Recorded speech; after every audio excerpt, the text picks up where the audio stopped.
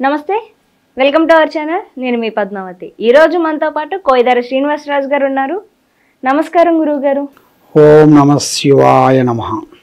గురువుగారు, మన భారతదేశం అధికంగా ఒకప్పుడు మన పూర్వీకులు బంగారం కావచ్చు, మంచి మంచి వజ్ర వైడూర్యాలతో కావచ్చు గొప్పగా బతికిన వారు. ప్రతి ఒక్కరూ కూడా మన రాజ్యం కూడా రాజ్య పరిపాలనలతో ఉండేది. మరి ఆ కాలంలో బంగారం అనేది విరివిగా దొరికేది. మనకు అప్పట్లో రేట్ అనేది లేదు. మరి అలాంటి టైంలో ప్రతి ఒక్కరి ఇంట్లోనూ బంగారం అనేది నెలకొనేది.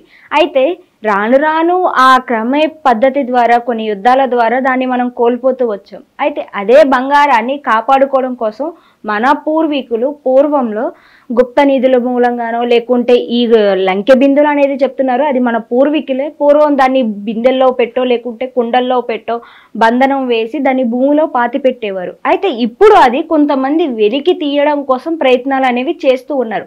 నిజంగా ఈ లంకె బిందులు అనేవి ఉంటాయంటారా? ఒకవేళ ఉంటే అవి నిజంగానే మన ఇంటి స్థలంలో కావచ్చు లేకుంటే మన చుట్టుపక్కల వాతావరణంలో కావచ్చు అవి ఉన్నాయి, ఆ పరిసరాల్లో మనకి తెలుస్తుంది అని అంటకి ఎలా తెలుసుకోవచ్చు అంటారు అసలు? ఓం నమ శివాయ. అమ్మా, గుప్త నదులు అంటే అవి ఉన్నది వాస్తవం. గుప్త నదులు అనేది అవి ఎవరికి పడితే వాళ్ళకి కనపడవు, అవి కొంతమందికే కనపడుతుంటాయి. ఆ గుప్త నదులు స్థానములో ఇంతకుముందు మన తాతల ముంతాతలు అంటే వాళ్ళకి బాగా అనుభవం ఎక్కువ శాతం. కాబట్టి ఇంతకుముందు కొన్ని యుగాల క్రితములో అప్పుడు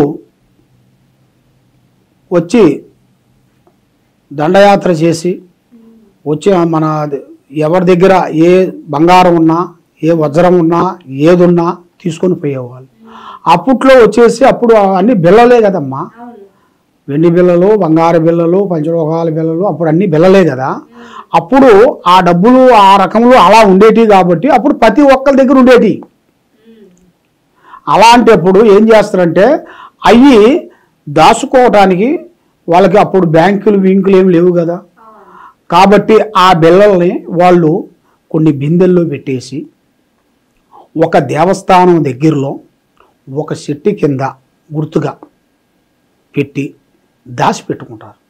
కొంతమంది వాళ్ళ ఇళ్లలో దాచిపెట్టుకుంటారు.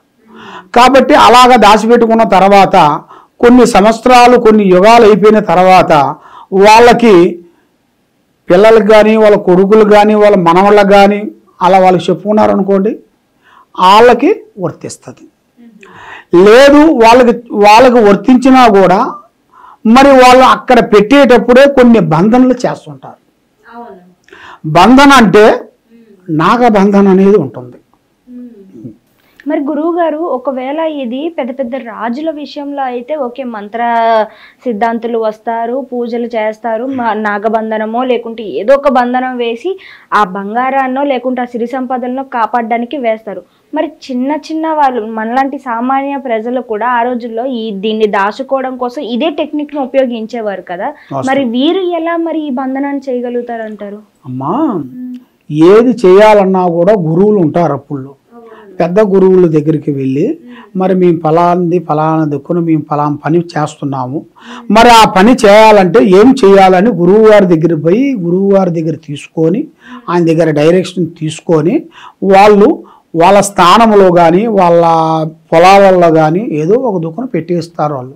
అంటే ఫలానా దుక్కున ఫలానా చెప్పరు కదా, ఫలానా దుక్కున పెడుతున్నాము, అక్కడ పెడుతున్నాము, ఇక్కడ పెడుతున్నాం చెప్తేగా వాళ్ళు తెలిసిపోతుంది కదమ్మా. ఇప్పుడు నీకు చెప్పాను అనుకో, నువ్వు ఇంకోళ్ళు చెబుతావు, అందరూ తెలిసిపోతాయి. అలాగే ఏం చేస్తారంటే గురువుల దగ్గరికి వెళ్ళి ఆ గురువుల దగ్గర కొన్ని మంత్రాలను కొన్ని తీసుకొని ఆ గురువుని సంప్రదించి ఆ మంత్రం ఎలాగ చదవాలి ఎలా చేయాలని చేసి అలా చేస్తారు. తర్వాత కొన్ని నువ్వు చెప్పేది ఏంటంటే కొన్ని పెద్ద వాళ్ళు కాదండి, చిన్న చిన్న వాళ్ళని చెప్పారు.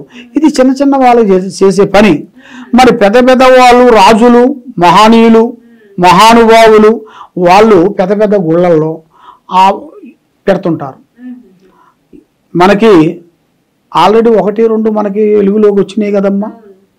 ఆల్రెడీ త్రివేంద్రంలో కూడా వచ్చింది కదా.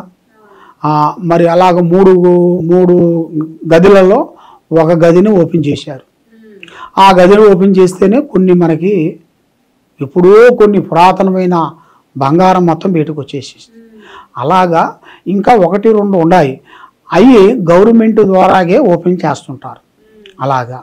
కాబట్టి ఇప్పుడు మీరు చెప్పినట్టుగా చిన్న చిన్న వాళ్ళు స్వామి మరి వాళ్ళకి పెట్టిన ఇళ్లలో పెట్టినవి కానీ పొలాలలో పెట్టినవి కానీ ఒక్కొక్క టైంలో మరి వాళ్ళు భూమి దున్నుకునేటప్పుడు టక్కగా ఆ రైతు దున్నేటప్పుడు వాళ్ళ అరక్కి టక్కన తగలటం బయట పడటం ఇలాగా కొన్ని జరుగుతుంటాయి. వాళ్ళ అదృష్టం అది, వాళ్ళకు ఒక ప్రాప్తి. అర్థమవుతుందమ్మా? ఆ ప్రాప్తి అనేది ఉండాలి. ఆ ప్రాప్తి లేనిది ఏది కాదు. ఆ ప్రాప్తి ఉంటేనే వాళ్ళకి ఆ టైం అనేది వస్తుంది. కాబట్టి చాలామంది మరి అలాంటి గుప్త నదులు ఉన్నాయి కాబట్టి మరి అవి తీస్తే ఏమన్నా ప్రమాదమా? చాలామందికి ఉన్న మనసులో డౌట్, అవి తీస్తే ఏమన్నా అరిష్టమా? మరి ఆ బంగారం తీసుకొని మేము యూజ్ చేసుకుంటే మాకు మంచి జరిగిద్దా, లేకపోతే మాకు అరిష్టం జరిగిద్దా, లేకపోతే ప్రాణానికి నష్టం జరిగిద్దా అనేది చాలామందికి చాలా సందేహాలు ఉన్నాయి. దీంతో పాటు ఇంకొక సందేహం కూడా ఉంది గురుగారు. ఎందుకంటే దానికి బంధనం అనేది వేస్తారు. ఆ బంధనం ఎలా విముక్తి చేయాలో మనకి తెలీదు. దొరకగానే ఆనందంతో దాని విముక్తి అనే విషయాన్ని మర్చిపోయి వెంటనే దాన్ని బయటకు తీయడము, లేకుంటే కొన్నిసార్లు కుండల్లో పాములు కూడా మనకి కనిపించిన వీడియోస్ కూడా మనం చూస్తాం. ఆ పాముల్ని బయటకు పంపించేస్తాం తప్పితే ఆ బంధనం వేసిన తర్వాత పాము మనల్ని చూస్తుంది మనం తీయగానే. మరి మళ్ళీ పగబట్టడము, లేకపోతే అది వెంట తిరగడము, ఆ బంగారం తిరిగి ఇవ్వమని అడగడము, మరి ఇలాంటివి ఉంటాయి కదా. మరి దీనికి ఏం చేయాలంటారు? కరెక్ట్ ప్రశ్న అడిగావమ్మా. ఇప్పుడు మెయిన్గా నేనేం చెప్పానంటే తల్లి, ఇప్పుడు అలాగ కొన్ని జరుగుతుంటాయమ్మా. అలాగ జరిగినప్పుడు కొన్ని నాగబంధన అనేది కొన్ని ఉంటాయి. ఆ నాగబంధన అనేది మనం చేసేదాన్ని పట్టుకోవాలి. మనకు గబాన పట్టుకొని మనకు దొరికిందిరా అని గబాన తీసుకొని మనం యూజ్ చేసుకుంటే దానివల్ల మనకు ప్రమాదం ఉంటుంది. మంచి ఉంటుంది, దాంతోపాటు చెడు ఉంటుంది. ఎందుకంటే అది ఎన్నో రోజుల నుంచి మూత పెట్టేసి బంగారాన్ని మూత పెట్టి అది ఎన్నో రోజులు కొన్ని సంవత్సరాల పాటు లోన భూమిలో ఉంటుంది. కాబట్టి దాంట్లో ఏ విధంగా కూడా ఒక వాయువు అనేది ఉంటుంది. ఒక వాయువు అంటే ఇప్పుడు అది ఓపెన్ చేయగానే ఆ వాసన దుర్వాసన అంటారు దాన్ని. ఆ వాసన అనేది మన ముక్కులో కానీ మన కళ్ళలో కానీ పోతే కళ్ళు కనపడవు. ముక్కులో పోయిందిరా అంటే బ్రెడ్ వచ్చేస్తుంటాం, రక్తం కక్కేస్తుంటాం. అలాగా కొంతమంది చేయి పెట్టారంటే ఆ చేయి పడిపోతుంటుంది, పచ్చి వాతం రావటం, ఆ చేయి పట్టుకుని ఎమ్మటే పడిపోవాల్సిందే. ఇక అలాంటి అతి ఘోర భయంకరమైన సమస్యలు ఉన్నాయి. మనకి దొరికిందిరా అంటే దానికి మనం చేయాల్సిన శాంతం చేసి దాన్ని శాంతం చేయాలి. దానికి శాంతం చేసి మనం తీసుకొని యూజ్ చేసుకుంటే మనకి బాగుంటుంది. ఎలాంటి చేయకోకుండా యూజ్ చేసుకున్నాం అనుకోండి చాలా వరకు ప్రమాదాలు ఉంటాయి దాంట్లో. అలాగా కాబట్టి దాంట్లో ఎన్నో బంధనలు ఉంటాయి, దాంట్లో ఎన్నో పూజా బలాలు ఉంటాయి. కాబట్టి అది భూమిలో పెట్టేటప్పుడే ఎన్నో మంత్రాలు ఉంటాయి. ఆ మంత్రాలు చదివి దాన్ని తీసి దానికి శాంతం చేస్తేనే అది మనకి వర్తిస్తుంది. లేకపోతే దానివల్ల మనకి ప్రమాదం. మంచి ఉంది, దాంతో చెడు ఉంది, రెండు ఉన్నాయి. కాబట్టి మనం యూజ్ చేసుకోవచ్చు. యూజ్ చేసుకున్న తర్వాత మనకి ఎలాంటి నష్టమో ఎలాంటి ప్రమాదమో అని చాలామంది డౌట్ చెప్తుంటారు. అలాంటివి ఏమి ఉండవు. ఒక్కొక్కరు చూడండి, ఇప్పుడు ఒక లాటరీ సీటు వల్ల గబానకు ఒక కోటి రూపాయలు తగులుతుంది వాళ్ళకి. పడింది కూడా అదృష్టం, ధనప్రాప్తి యోగం అంటారు అది. అలాగే వాళ్ళకు కూడా ఒక ధనప్రాప్తి యోగం వస్తుంది. అది వచ్చినప్పుడే దాన్ని మనం జాగ్రత్త చేసుకోవాలి. జాగ్రత్త చేసుకొని మాలాంటి గురువుల దగ్గరికి వచ్చి మరి గురువుగారు మరి ఇలా ఉంది అంటే చాలామందికి చాలా సందేహాలు ఉంటాయమ్మా. ఎందుకంటే కొంతమందికి తెలియదు, వాళ్ళ ఇళ్లలో ఉంటాయి కానీ వాళ్ళకి తెలియదు. ఎప్పుడో కొన్ని సంవత్సరాల నుంచి కొన్ని 100 సంవత్సరాలు 200 సంవత్సరాలు కొన్ని ఇళ్ళు ఉంటాయి, కొన్ని గుళ్ళు ఉంటాయి, కొన్ని భూములు ఉంటాయి. కాబట్టి వాళ్ళకి తెలియదు. వాళ్ళు అక్కడ నిద్రించేటప్పుడు వాళ్ళకి వాళ్ళ విధానం ఎలా ఉంటుందంటే సౌండ్ వస్తుంటుంది, గజ్జె సౌండ్, గల్ గల్ గల్ గల్ అని అనుకుంటూ సౌండ్ వస్తుంటుంది అన్నమాట. అది ఆ సౌండ్ కూడా ఎవరు పడితే వాళ్ళకి వినపడదు. ఒక ఫ్యామిలీలో ఉన్నారనుకోండి, ఆ ఫ్యామిలీలో కొంతమందికి వినపడుతుంది, కొంతమందికి వినపడదు. అది ఎందువల్ల అంటే అది అది వాడికి ప్రాప్తి ఉంటేనే అది వినపడదు. అది ప్రాప్తి లేనిది ఎంత గల్లుగల్లన్నా కూడా వీళ్ళకి ఏం వినపడదు.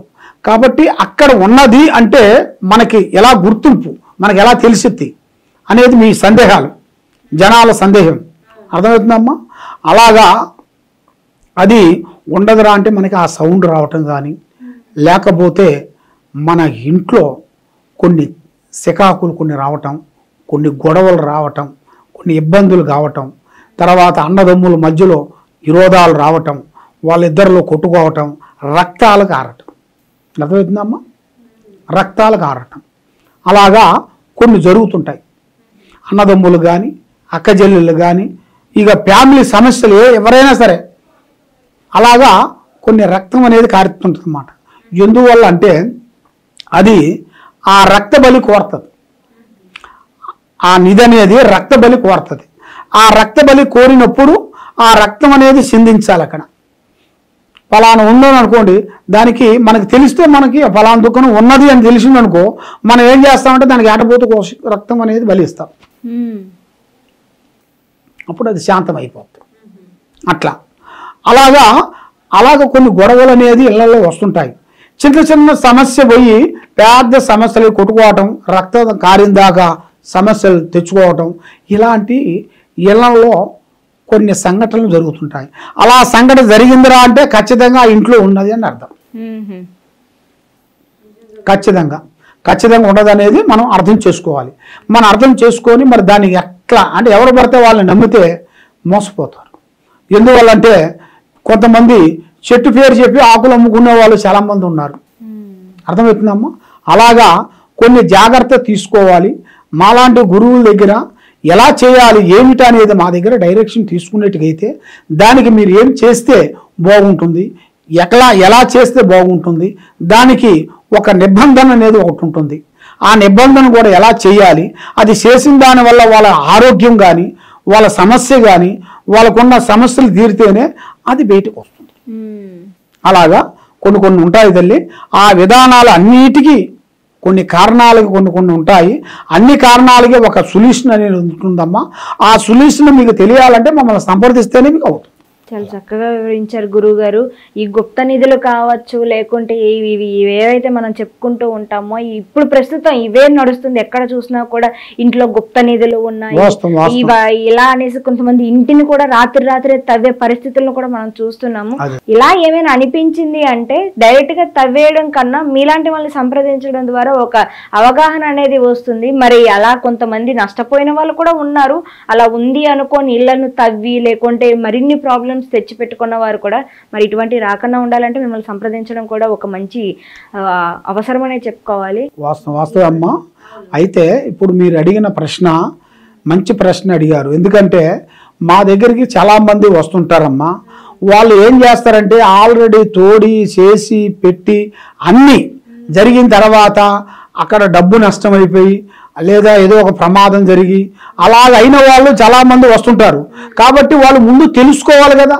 వాళ్ళు తెలుసుకోకుండా ఏం చేస్తారంటే వాళ్ళకి ఆశ, ఇప్పుడు డబ్బు కానీ బంగారం కానీ కావాలని ప్రతి ఒక్క మానవుడికి ఆశే. డబ్బు ఇస్తానంటే ఎవరు వద్దనరు. అమ్మా వద్దంటావు అది ఆ విధంగా డబ్బు కానీ బంగారం కానీ ఇస్తానంటే ఎవరు వద్దనరు. కాబట్టి వాళ్ళకి ఒక ఆశ కలిగిందనుకో అక్కడ, ఇక వాళ్ళు ఎవరిని సంప్రదించరు. ఇక ఇదే మాకు మంచిది అనుకొని వాళ్ళు ఆ మూర్ఖత్వంలో ఆ తప్పుడు అడుగు వేస్తారు. అడుగు వేసిన తర్వాత వాళ్ళు మళ్ళా సంప్రదిస్తుంటారు. అప్పుడు సంప్రదించినా కూడా అప్పుడు ఉపయోగం ఉండదు కదమ్మా. ఏదైనా ఒక సమస్య ఒకటి తెలిసిందిరా అంటే అది మనకి ముందు తెలుసుకొని దానికి గురువుల ద్వారాగా పూజారుల ద్వారాగా మనం తెలుసుకొని ముందు అడిగేస్తే మీకు ప్రమాదం ఉండదు, అక్కడ చేసే వాళ్ళకి ప్రమాదం ఉండదు. అలాగా ఆ విధంగా మీరు చేస్తే చాలా వరకు వర్తిస్తుంది తల్లి. చాలా చక్కగా వివరించారు గురువు గారు. ధన్యవాదాలు. ఓం నమః శివాయ. మీకు ఎటువంటి సమస్యలు ఉన్నా, కుటుంబం కావచ్చు, విద్య, ఉద్యోగ, వ్యాపారం, ఇలాంటి ఎన్ని సమస్యలు ఉన్నా కూడా ఆ సమస్యలన్నిటికీ కూడా పరిష్కారం కోయదర శ్రీనివాసరాజు గారు చూపిస్తారు. మరి కింద ఉన్న నెంబర్కి కాల్ చేసి మీ సమస్యలకు పరిష్కారం తెలుసుకోగలుగుతారు. ధన్యవాదాలు.